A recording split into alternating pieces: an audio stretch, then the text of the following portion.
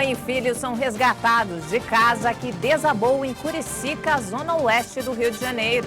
Uma das vítimas do desabamento pediu socorro por áudio em aplicativo de mensagens. Buscas por vítimas em Brumadinho completam hoje 200 dias.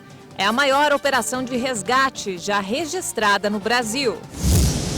Polícia Federal faz buscas em operação contra crimes eleitorais e lavagem de dinheiro. Aeroporto de Hong Kong tem 4º dia de protestos e voos são cancelados.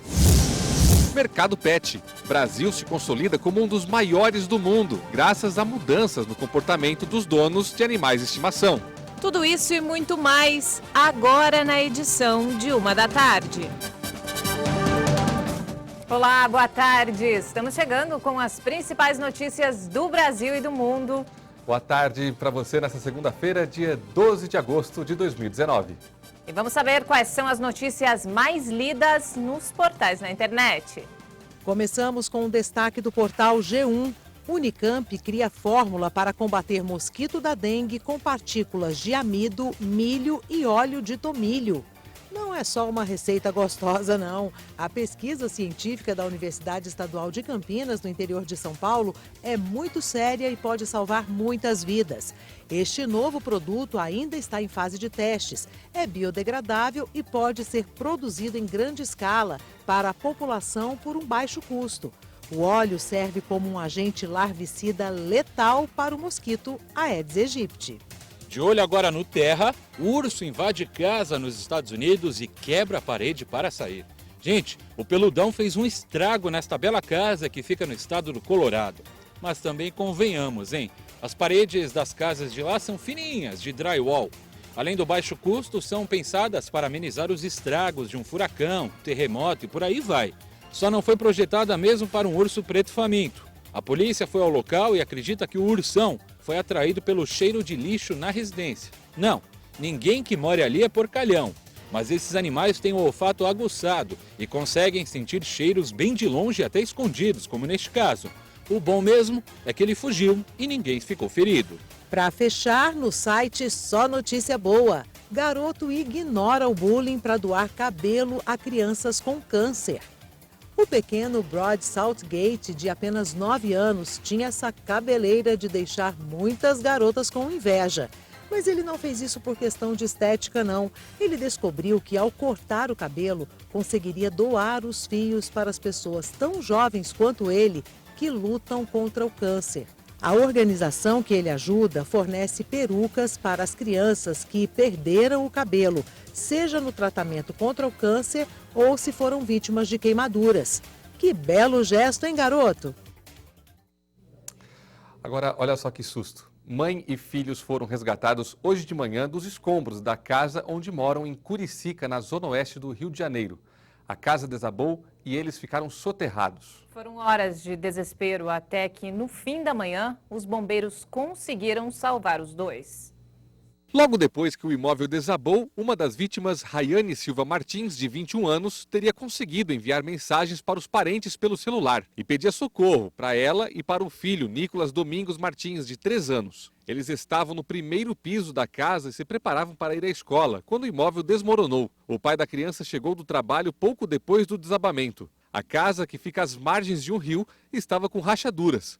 Os imóveis vizinhos também foram atingidos e devem ficar interditados por causa do risco de desabamento. Depois de 2 horas e meia de trabalho, os bombeiros conseguiram se comunicar com as vítimas, que estavam sob os escombros. A mãe foi encontrada numa área onde o acesso era mais fácil e saiu primeiro. Depois foi a vez de tirar o pequeno Nicolas e unir a família de novo. E as buscas por vítimas em Brumadinho completam hoje 200 dias. É a maior operação de resgate já registrada no Brasil. E pelo último balanço da Defesa Civil, 248 corpos foram identificados e 22 pessoas continuam desaparecidas. Cerca de 140 bombeiros seguem no trabalho incessante de resgate das vítimas do rompimento da barragem Córrego do Feijão, em Brumadinho. 2 cães farejadores e 180 máquinas também ajudam nas buscas. A previsão é que a operação só deva ser encerrada quando todas as vítimas forem encontradas ou quando não houver mais condições biológicas de buscas. Os rejeitos de minério devastaram a área administrativa e o refeitório da Vale, onde muitos trabalhadores almoçavam. A lama também destruiu plantações e casas de moradores da região. O rio Paraupeba, um dos afluentes do São Francisco, foi contaminado. A captação de água está interrompida desde o dia do rompimento em janeiro. Para ajudar no resgate de vítimas, os bombeiros tentam descobrir mais detalhes sobre os hábitos de quem trabalhava na mina do Córrego do Feijão. Essa ação faz parte do trabalho de inteligência desenvolvido pelos bombeiros. Na sala de comando do Corpo de Bombeiros tem as fotos das vítimas que ainda não foram encontradas. Estão entre mapas e esboços, junto com as informações de cada um, como as roupas que usavam e os locais por onde circulavam na área da mineradora. E 4 funcionários da mineradora Vale foram convocados a prestar novo depoimento sobre o rompimento da barragem de Brumadinho. Eles serão ouvidos na CPI que investiga a tragédia em Minas Gerais. E um 5º trabalhador da companhia e outro da empresa de consultoria alemã Tuvisud também foram chamados pela Comissão Parlamentar de Inquérito. Eles ainda não foram ouvidos pela CPI graças a um habeas corpus do Superior Tribunal de Justiça. Mudando de assunto, a Polícia Federal fez buscas em operação contra crimes eleitorais e lavagem de dinheiro. O alvo da operação Monograma foi o ex-governador de Minas Gerais, Fernando Pimentel. Os 2 mandatos de busca e apreensão foram cumpridos na casa e no escritório do político. Foram apreendidas mídias eletrônicas e cerca de R$60 mil em dinheiro. A suspeita é que empresas de consultoria teriam simulado a prestação de serviços para o recebimento de vantagens ilícitas. E o empresário Aike Batista está em liberdade desde sábado. Ele tinha sido preso 2 dias antes numa operação que investiga uma rede de manipulação de capitais e lavagem de dinheiro. A defesa de Aike Batista questionou a legalidade da prisão temporária determinada para que o empresário fosse ouvido em sede policial sobre fatos supostamente ocorridos em 2013. Seu pedido de habeas corpus foi aceito pela desembargadora do Tribunal Regional Federal da 2ª Região. Simone Schreiber considerou que a detenção violou a Constituição e o princípio da presunção de inocência. Ela também disse que a prisão não pode ser utilizada como ferramenta de constrangimento do investigado para interferir no conteúdo de seu interrogatório. Aike Batista, de 62 anos, foi sentenciado em julho de 2018 a 30 anos de prisão por corrupção e lavagem de dinheiro, mas aguarda o julgamento de seus recursos em regime domiciliar. E a reforma da Previdência já tem os votos necessários para ser aprovada no Senado. Um levantamento feito pelo jornal O Estado de São Paulo revelou que 53 senadores são favoráveis ao projeto. Nesta semana, a proposta começa a tramitar na Comissão de Constituição e Justiça. O número é mais do que o necessário para fazer uma mudança na Constituição, que exige o apoio de 49 senadores em 2 turnos de votação. Mas, antes de ir a plenário, a proposta precisa do aval da CCJ da Casa. O relator, senador Tasso Gereissati, prometeu entregar o parecer em até 3 semanas. No levantamento, 13 senadores se declararam contrários à proposta. 4 estavam indecisos e outros 10 não quiseram responder. O presidente do Senado, Davi Alcolumbre, não foi incluído no placar porque, pelo regimento, ele pode se abster de votar. Em busca de mais apoio à proposta, o governo vai reforçar nos próximos dias o diálogo com os congressistas e tirar dúvidas sobre o texto. O secretário especial de Previdência e Trabalho, Rogério Marinho, afirmou que o governo se empenha para manter a proposta como foi aprovada na Câmara dos Deputados. A versão que passou na Câmara prevê uma economia de 933 bilhões e meio de reais em uma década. Dos 53 senadores favoráveis à reforma, 11 também disseram apoiar a inclusão de estados e municípios nas novas regras previdenciárias.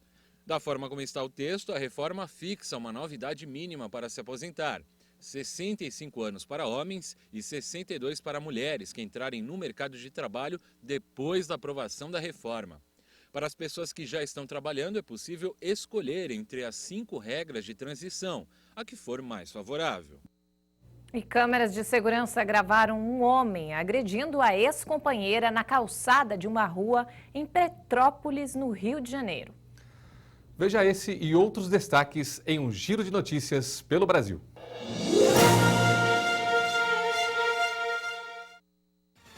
O suspeito pelas agressões foi preso. A vítima foi espancada e ficou caída na rua. O agressor saiu do local como se nada tivesse acontecido. A mulher foi socorrida com lesões no rosto e fraturas no nariz e no braço. Segundo a filha da vítima, o casal já estava junto há 1 ano. O suspeito praticava violência psicológica e tinha ataques de ciúmes. Outro caso de agressão à mulher foi registrado em Bento Gonçalves, no Rio Grande do Sul. Uma mulher de 29 anos foi morta a facadas pelo ex-marido que confessou o crime. O assassinato aconteceu na madrugada de domingo.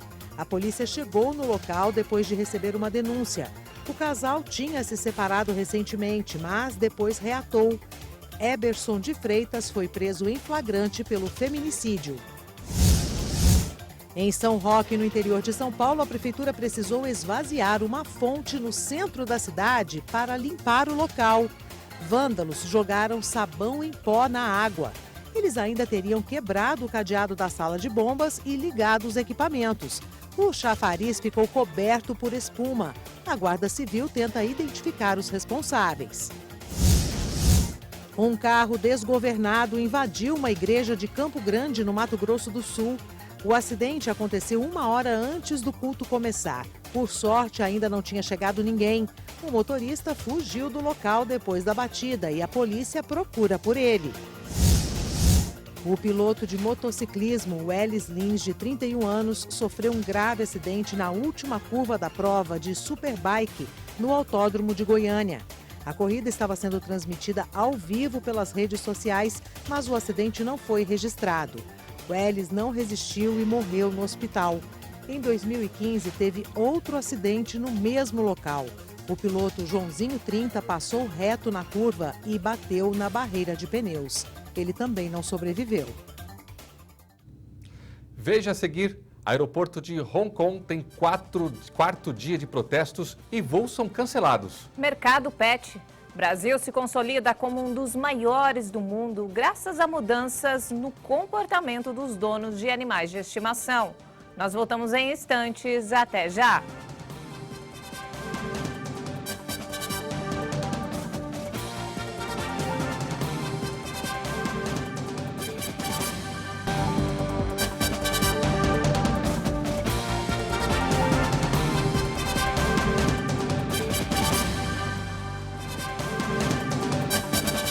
E nós estamos de volta, 1 hora e 19 minutos. E o jogador Douglas Nunes, do time de futsal do Corinthians, foi morto a tiros no Rio Grande do Sul. Vamos ver esse e outros destaques em outro giro de notícias pelo país. Vai ser enterrado hoje à tarde em São Paulo o corpo do jogador Douglas Nunes, que tinha 27 anos. Ele foi assassinado quando saía de uma casa noturna em Erechim, no Rio Grande do Sul, na madrugada de domingo. A polícia disse que o atleta do futsal do Corinthians discutiu com um homem minutos antes dos tiros. O suspeito foi preso e confessou o crime. No sábado, Douglas jogou a semifinal da Taça Brasil de futebol de salão e tinha saído para se divertir.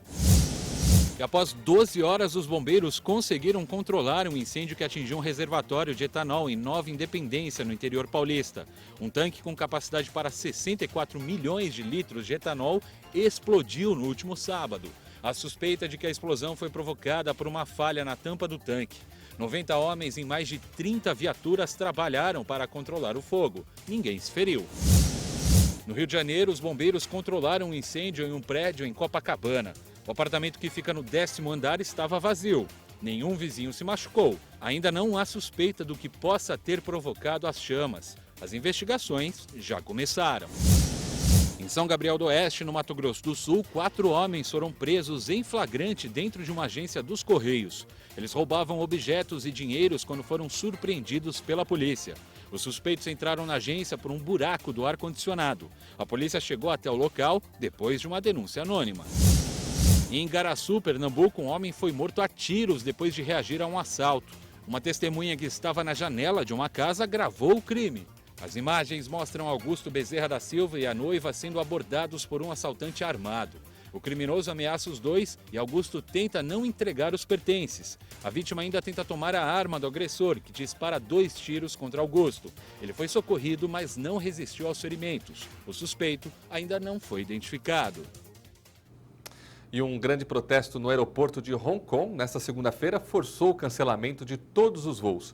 A ex-colônia britânica é abalada por uma mobilização sem precedentes.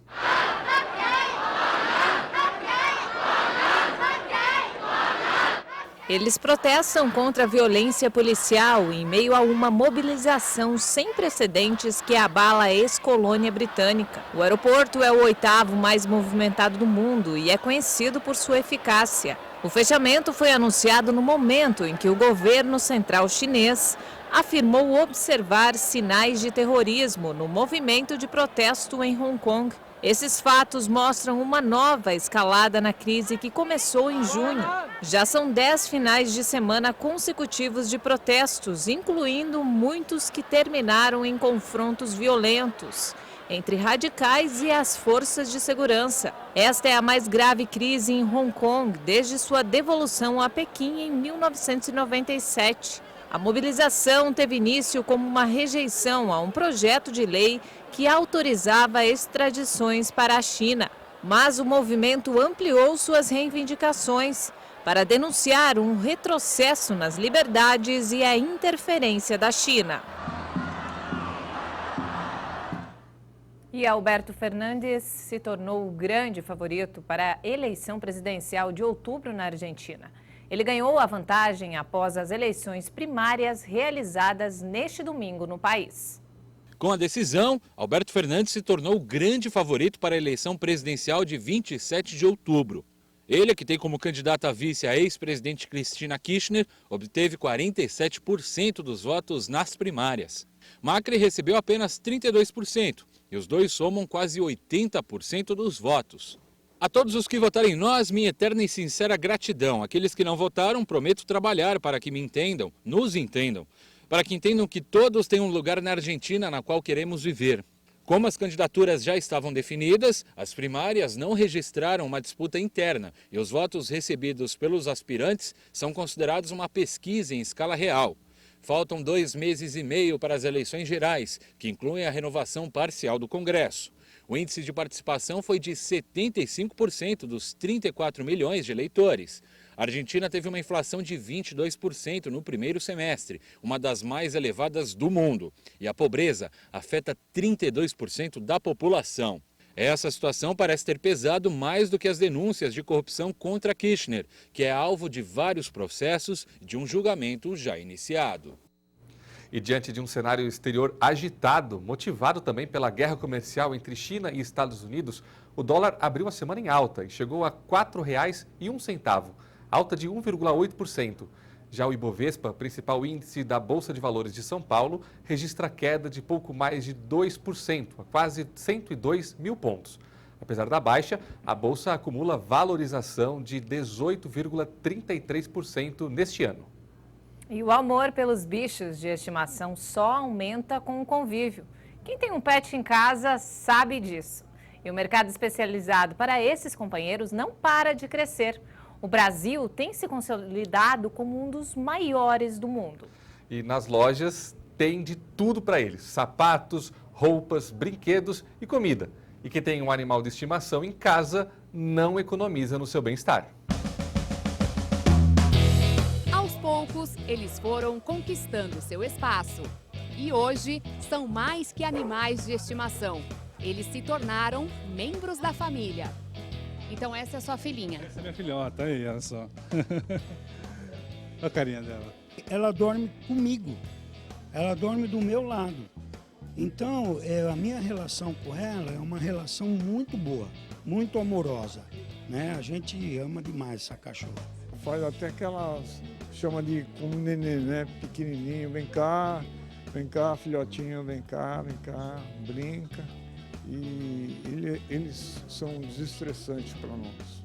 Recentemente, o Senado aprovou um projeto que proíbe que animais sejam tratados como coisas. Mas para esses donos de pets, eles sempre foram seus filhos. Além de companheiros e muitos outros benefícios que os pets trazem para os seus donos, eles ainda contribuem na hora de socializar. Afinal de contas, quem nunca fez amizade passeando com os seus animais de estimação? Elas são muito sociáveis, né? Então elas param para cheirar todos os cachorros. E aí depende muito do outro dono que se quer parar para conversar ou não, mas eu faço todo dia muita amizade. Muito legal, assim, para interagir com outras pessoas também. Ela gosta de carinho, então ela pula na pessoa. É bem legal. Ser dono de bichinho de estimação hoje, passear com seu bichinho diariamente pelas ruas de uma cidade, equivale também a um modo de ocupar essa cidade, um modo de tornar-se conhecido de outros donos de bichinhos que passeiam igualmente nos mesmos horários e lugares do que você. É uma forma de ocupação da cidade, é uma forma de socialidade, é uma forma de demonstração de afeto que nós precisamos aprender a conhecer e respeitar. É comprovado que o amor entre os animais e seus donos só cresce. E isso também se reflete na indústria pet. Segundo a Associação Brasileira da Indústria de Produtos para Animais de Estimação, só em 2018 o faturamento passou dos 21 bilhões de reais. E a tendência é que seja cada vez maior. O Vinícius tem 5 cachorros e tudo do apartamento dele foi pensado e dedicado a eles, a começar pela entrada. Até na porta foi colocada uma acústica para evitar que, de repente, os latidos incomodem os vizinhos. Eu tenho uma cortina que segura um pouco do calor da sacada, para eles não passarem muito calor. Eu tenho um sofá que eu coloco um lençol, que ele tem uma proteção para não sujar o sofá, então eles ficam totalmente à vontade, podem brincar, podem se divertir. Os cuidados com os animaizinhos são mais do que uma obrigação. É um agradecimento a toda a felicidade que eles trazem para a vida dos seus donos. E é muito gostoso cuidar deles, é muito bom ser cuidado por eles. Já tive uma fase da vida em que, de fato, os cachorros foram fundamentais. São amores, fazem parte, são da minha família. A minha família é descrita por eu e os meus cachorros. Muito legal essa matéria. Eu particularmente sou apaixonada por bichos. E você, tem algum? Eu também sou muito apaixonado. Infelizmente eu não tenho nenhum agora, estou cuidando da minha filha de 2 anos, mas em breve pretendo ter, porque vai ser uma companhia e uma ótima companhia para a criança. Com certeza, Juliana. Bom, não temos mais tempo, essa edição fica por aqui. E nós voltamos amanhã às 8h30 da manhã. Tenha uma ótima tarde e até lá!